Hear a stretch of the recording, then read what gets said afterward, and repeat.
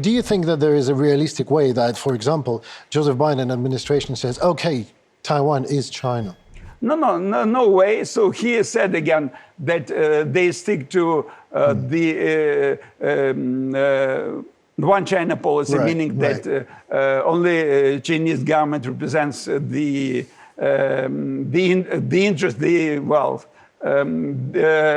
represents Chinese states, so to say. Right. But at the same time, we are also only dealing with the respite intention, because the contradiction, either strategic, geopolitical, or economic, between two superpowers is here to stay. That would define their relationship. But strangely, eerily enough, the meeting between Biden and Xi Jinping reminded me a bit the meetings between American or Western and Soviet leaders.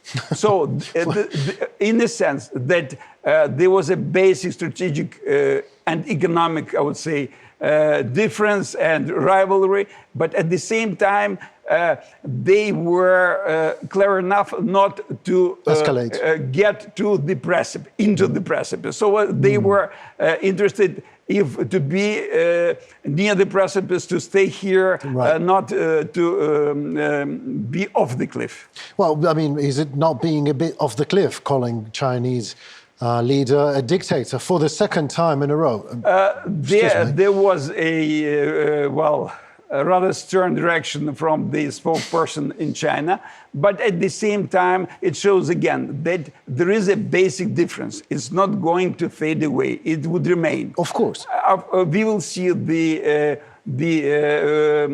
rise in tension, then it will subside, but that would be more or less for the foreseeable future like that.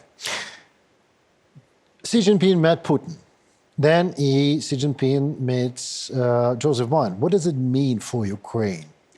As I said,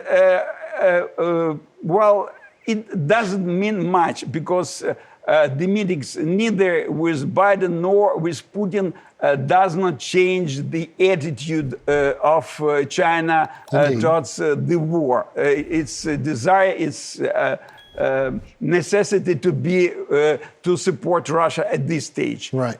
But speaking maybe more really about Biden. What is the danger in meeting Putin? That he might be, I would say, asking China for more help. For more help, right. But then again, the readiness of China to provide this help, including there was a lot of talk about the possibility of the delivery of Chinese arms, would depend on the appreciation of the situation, but the Chinese, not by Putin. So far, it's not happening, but China is definitely playing a major role, maybe a decisive role, in keeping Russian economy afloat, firstly. And secondly, from time to time, we know about the delivery of spare parts, electronics to Russia, and it plays a very important part in the military production in Russia. So Ukraine is more like an observer of the situation. It cannot influence the situation in any way. It would be really, I would say, I would be happy to see that Ukraine is able to influence the situation. But unfortunately, the weight of China is such that there is very little chance to flex, to influence, even in a small way, the position of China.